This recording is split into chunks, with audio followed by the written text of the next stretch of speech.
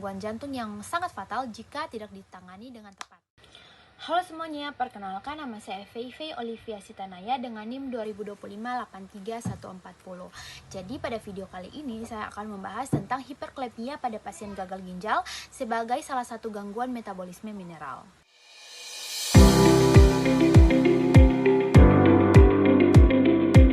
Diketahui bahwa kalium merupakan mineral esensial yang berperan penting dalam berbagai fungsi fisiologis, terutama dalam menjaga potensial membran sel, transmisi impuls saraf, serta kontraksi otot, termasuk otot jantung, seperti yang dijelaskan oleh Palmer pada tahun 2015.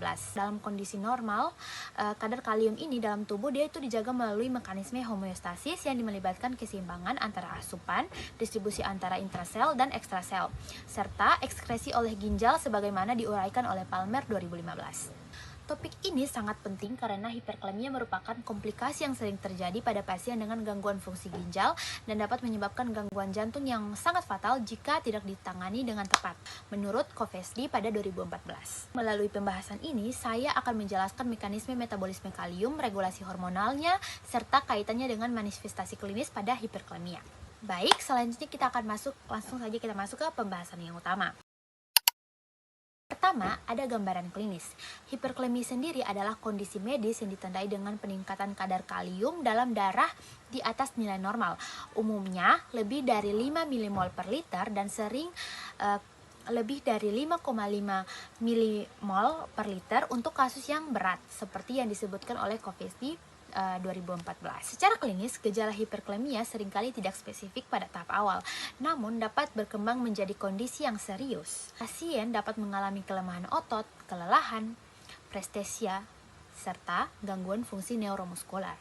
Pada kondisi yang lebih berat, hiperklemia ini dapat mempengaruhi sistem kardiovaskular dan menyebabkan aritmia seperti fibrilasi ventrikel atau bahkan henti jantung, sebagaimana dalam Harrison's Principles. Hal ini menjadikan hiperklemia sebagai kondisi yang berpotensi mengancam jiwa. Selanjutnya, kita akan masuk ke mekanisme metabolisme kalium. Dalam tubuh manusia, sekitar 98% kalium berada dalam sel atau intraseluler, sedangkan hanya sekitar 2% berada di cairan ekstraseluler, termasuk darah, menurut Palmer 2015. Kalium ini sendiri dia diperoleh dari makanan sehari-hari, kemudian diserap oleh saluran cerna, terutama di usus halus, dan masuk sirkulasi darah. Setelah itu, kalium akan didistribusikan ke dalam sel dengan bantuan mekanisme transport aktif seperti pompa natrium kalium atau NAK-ATPase yang berperan menjaga keseimbangan elektrolit dan potensial membran sel seperti dijelaskan oleh Palmer 2015. Nah, ginjal merupakan organ utama yang bertanggung jawab dalam mengatur keseimbangan kalium dengan cara mengekskresikan kelebihan kalium melalui urin sebagaimana direkomendasikan oleh KDIGO atau KDIGO. Pada kondisi gagal ginjal, kemampuan ginjal untuk mengekskresikan kalium menurun secara signifikan, sehingga kalium itu dia akan terakumulasi dalam darah dan menyebabkan hiperklemia menurut Covesdy 2014. Dengan demikian, gangguan pada proses ekskresi ginjal menjadi faktor utama dalam terjadinya ketidakseimbangan kalium. Selanjutnya ada regulasi hormonal.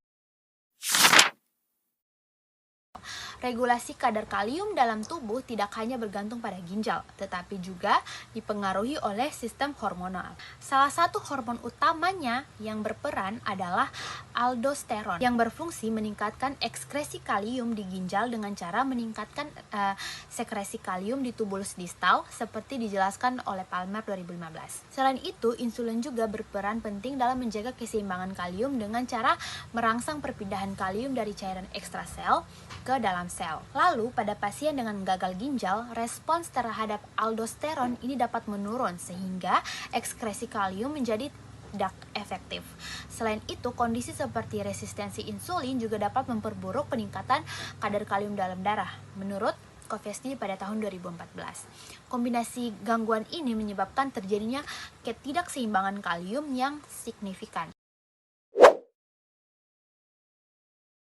Kadar kalium yang tinggi dalam darah dapat mempengaruhi potensial membran sel, terutama pada sel otot dan sel jantung. Peningkatan kalium akan menurunkan perbedaan potensial listrik antara membran sel sehingga mengganggu proses depolarisasi dan repolarisasi seperti yang dijelaskan oleh Palmer 2015. Akibatnya, fungsi kontraksi otot ini menjadi sangat terganggu dan dapat menyebabkan kelemahan otot. Pada jantung, gangguan ini dapat menyebabkan perubahan irama jantung atau aritmia yang berpotensi sangat fatal sebagaimana dalam Harrison's Principle. Lalu ada implikasi diagnosis dan terapi yang bisa dilakukan. Yang pertama, diagnosis hiperklemia itu ditegakkan melalui pemeriksaan laboratorium untuk mengukur kadar kalium dalam darah tinggi atau tidak. Selain itu, pemeriksaan elektrokardiogram atau EKG itu sangat penting untuk mendeteksi perubahan aktivitas listrik jantung akibat hiperklemia, seperti Piquet T-waves atau widening QRS menurut Harrison's Principles atau KDIGO atau KDIGO. Lalu, penanganan hiperklemia ini dia juga bertujuan untuk menurunkan kadar kalium dalam darah dan mencegah komplikasi seperti direkomendasikan oleh COVESD 2014. Nah, lalu untuk terapi yang bisa dilakukan, terapinya itu meliputi pembatasan asupan kalium, penggunaan obat-obatan seperti diuretik atau resin penukar ion, serta pemberian insulin untuk membantu memindahkan kalium ke dalam sel.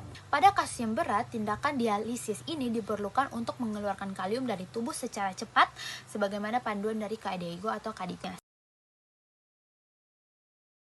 Sebagai kesimpulan, kalium merupakan mineral penting yang berperan dalam berbagai fungsi fisiologis, terutama dalam menjaga aktivitas listrik sel dan fungsi jantung.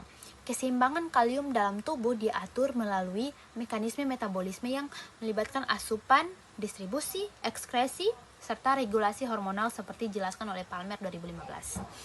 Lalu, pada gagal ginjal ini, gangguan ekskresi ini menyebabkan akumulasi kalium dalam darah yang dapat menimbulkan hiperklemia dengan komplikasi yang sangat serius, terutama pada jantung. Oleh karena itu, pemahaman mengenai mekanisme metabolisme kalium sangat penting dalam upaya diagnosis dan penanganan yang tepat. Nah, untuk pencegahannya, pantau kadar kalium secara rutin pada pasien gagal ginjal, lalu batasi makanan tinggi kalium, dan tangani dengan segera dengan insulin atau dialisis jika diperlukan. Mari kita jaga kesehatan ginjal dan jantung bersama. Terima kasih.